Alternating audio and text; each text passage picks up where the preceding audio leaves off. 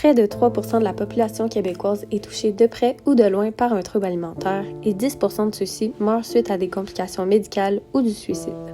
Parmi toutes les maladies mentales, c'est celle qui enregistre le plus haut taux de mortalité. Malgré l'image stéréotypée véhiculée par la société d'une jeune fille mince qui refuse de manger, un trouble alimentaire est bien plus que ça. C'est en effet une perturbation face à la relation qu'entretient une personne avec la nourriture qui peut toucher tout le monde, quel que soit l'âge, le genre ou le physique. Causés par plusieurs facteurs, les troubles alimentaires ont de graves conséquences sur la santé mentale et physique d'une personne.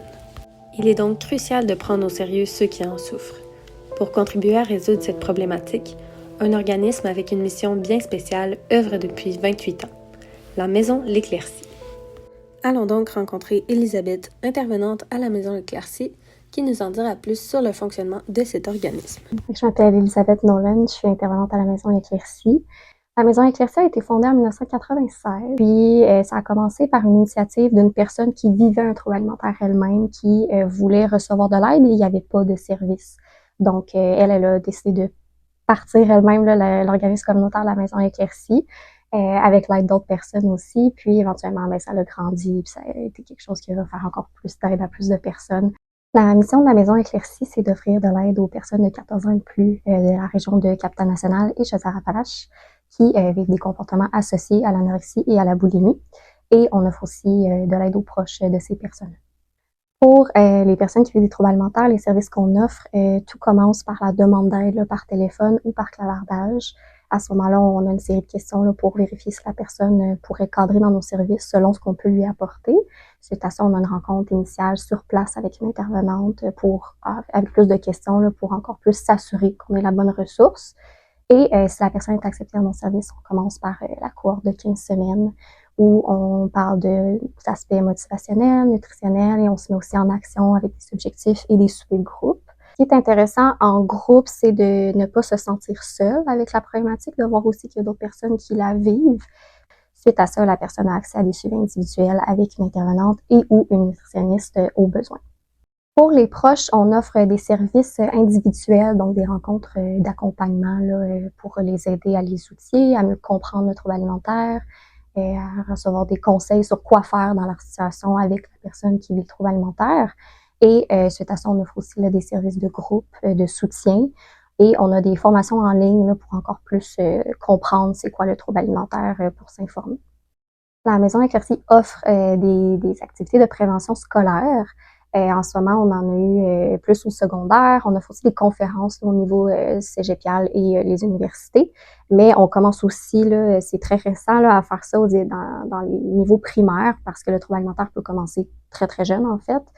Puis on offre aussi des ateliers de discussion dans des différents milieux. Ça peut être des milieux professionnels, des maisons de jeunes.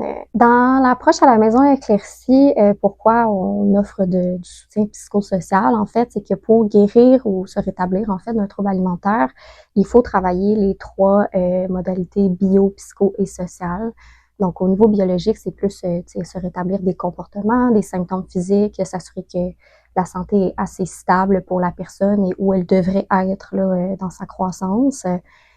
Pour le psychosocial, en fait, c'est tout ce qui va toucher son fonctionnement social. Donc, être capable d'aller au travail, d'aller à l'école, de se concentrer, d'accomplir ses rôles sociaux et civiques, là, de voter, par exemple, ou des choses comme ça. Puis au niveau social, il y a aussi sa famille, ses proches et ses amis. Là, donc, on s'éloigne, en fait, là, si le trouble est trop présent. Et au niveau psychologique, ça touche tout ce qui est l'image corporelle, l'estime de soi, les émotions, les pensées obsessionnelles. Donc, l'objectif, c'est de rétablir un équilibre entre ces 3 sphères-là. Donc, dans nos interventions psychosociales, on s'assure que la personne réussisse à trouver un équilibre là, dans le psycho et le social.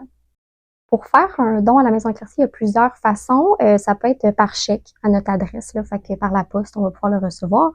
On a aussi un lien sur notre site internet là, pour donner des dons de façon ponctuelle ou de façon mensuelle. Puis n'importe quel montant là, nous aide à poursuivre notre mission. Là, donc, c'est très apprécié de la part de tout le monde. Salut, moi c'est Chloé, puis j'ai récemment participé au service de la Maison L'Éclaircie. Pour vous mettre un petit peu en contexte, mes troubles alimentaires ont commencé quand j'avais 14 ans. Ça a vraiment été une période difficile parce que je savais pas comment me libérer de ce cercle vicieux. Pour m'en sortir, j'ai eu de l'aide de plusieurs ressources, mais la Maison L'Éclaircie est vraiment différente de toutes les autres.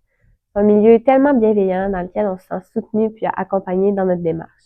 Les rencontres de groupe m'ont permis d'apprendre des solutions pour m'aider dans mon rétablissement. Puis j'ai aussi rencontré des merveilleuses personnes avec qui j'ai pu partager mes défis, mes réussites, mais surtout être comprise dans mes difficultés. La Maison à l'éclaircie est un organisme qui gagne à être connu et perpétué dans le temps. Afin de les aider dans cette tâche, nous vous encourageons à vous renseigner sur cet organisme, à consulter leur site web ou faire un don.